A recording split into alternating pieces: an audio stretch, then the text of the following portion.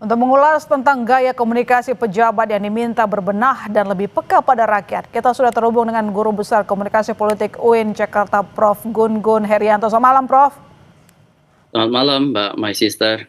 Ya, Prof, satu persatu elit politik dan pejabat negara bersuara, tapi komunikasi pejabat yang nirempati terlanjur memicu kegaduhan. Bisa meredam situasi ke depan?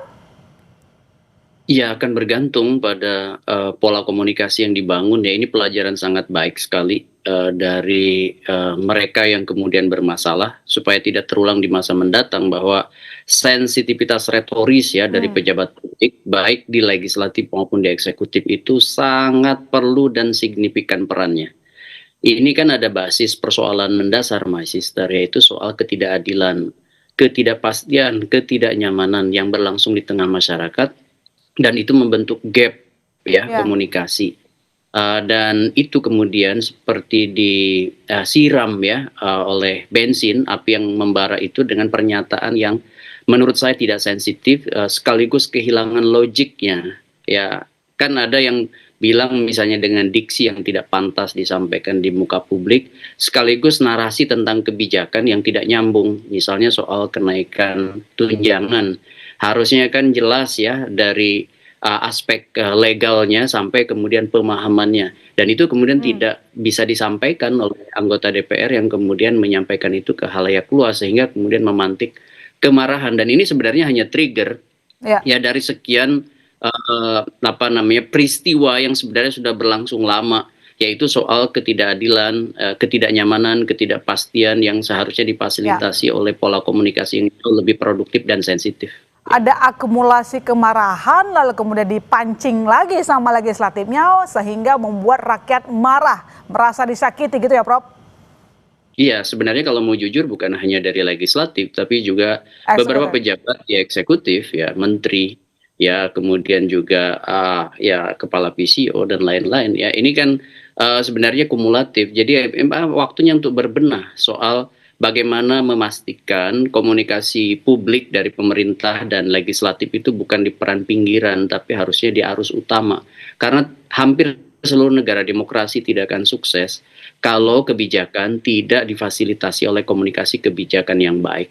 Ya, seperti yang Anda bilang, Prof, komunikasi ini kan adalah persoalan yang mendasar. Tapi kalau yang seperti Anda bilang juga tadi, komunikasi elit sama respons persoalan terus picu kontroversi, legislatif maupun eksekutif.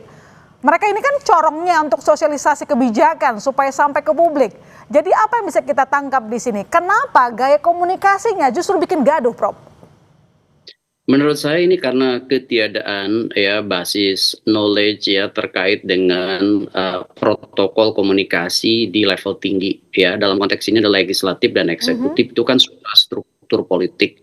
Sementara dalam konteks bingkai negara demokrasi itu kan ada 5 elemen infrastruktur lain yang harus diajak berkomunikasi bersama-sama, yaitu partai politik, kelompok kepentingan, kelompok penekan, media, dan tokoh-tokoh di tengah masyarakat atau figur ya.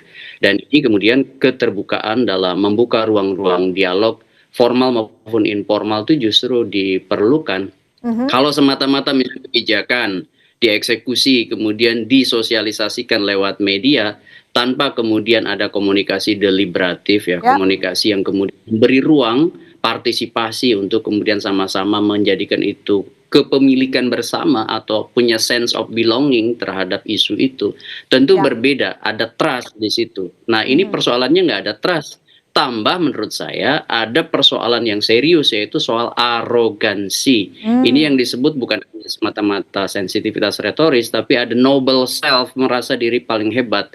Dan ini kemudian bagi aspek komunikator, ini sangat menjadi persoalan ketika ada situasi tidak nyaman, tidak pasti, tambah ada noble self dari aktor yang melakukan proses komunikasi dan akhirnya kemudian terjadilah peristiwa-peristiwa yang tidak kita inginkan. Karena apa? Logika publik ya kadang-kadang kan beragam ya, ekspresinya juga beragam sehingga kemudian ada kemarahan yang difasilitasi, apalagi kemudian muncul banyak free rider di situ. Artinya komunikasi yang buruk didasari dari ketidakpekaan melihat masalah. Itu poinnya, Prof. Persis ya, itu yang masih saya sampaikan. Kepekaan itu sangat penting karena tanpa kepekaan kita tidak akan pernah bisa melihat persoalan utamanya akibat apa? Selalu perspektifnya dibangun atas perspektif dirinya. Iya, Sementara padahal misalnya kepekaan itu kontekstual, modal menjadi pemimpin, menjadi orang yang mewakili suara rakyat gitu kan, Prof? iya. Dan di situ kan letak substansi wakil rakyat, letak substansi mandat rakyat juga bagi eksekutif. Ya, mereka dipilih dari pemilu yang salah satu prinsip kontestasi elektoral itu adalah representativeness.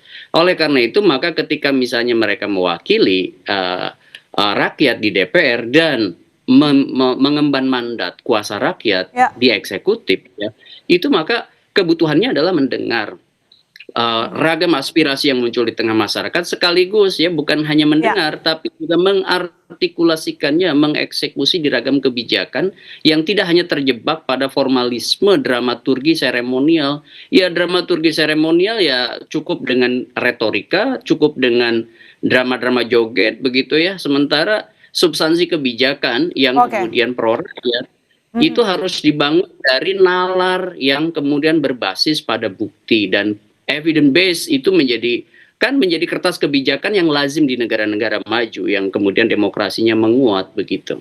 Ya, lalu kalau kejadiannya sudah seperti ini, apa yang harus dibenahi para pejabat untuk mengembalikan kepercayaan publik, Prof? Apakah dengan tadi menonaktifkan anggota parlemen sudah cukup menenangkan publik? Singkat saja, Ya, Prof. menurut saya bertiga yang harus dilakukan. Yang pertama, itu mereka yang kemudian merasa bertanggung jawab atas peristiwa kumulatif kemarin, baiknya memang mundur kalau di DPR, di PAW, begitu ya. Kalau di eksekutif, mundur digantikan oleh pejabat lainnya. Yang ada hope, yang masih ada hope. Kemudian yang kedua, ada tindak lanjut dari pernyataan Presiden ya. Contohnya misalnya bagaimana moratorium kunker, termasuk juga menindaklanjuti kasus Afan Kurniawan. Itu harus clear, konkret, dan bukan hanya pada Afan tapi pada seluruh rangkaian peristiwa kekerasan yang terjadi di situ. Dan jangan seperti kemarin ya, Prof, seakan-akan semua menghilang ketika rakyatnya datang ke gedung DPR, WFH lagi. Iya, dan terakhir menurut saya penting juga untuk mengingatkan ini non-violent movement. Jadi gerakan itu harus anti kekerasan. Jadi negara berkeadaban itu basisnya adalah tanpa kekerasan. Jadi kalau kemudian sekarang ada kemudian resonansi soal kekerasan, baiknya memang dihindari karena apa? Ya jelas kan pesannya sudah sampai bahwa ini ada ketidakadilan yang harus ditindaklanjuti bukan hanya oleh legislatif tapi juga oleh eksekutif. Baik, semua harus dengarkan rakyat karena rakyat adalah tuannya. Yang gaji rakyat. Ya kan, Prof? Selamat malam, Prof. Terima kasih telah bergabung di Kompas Malam.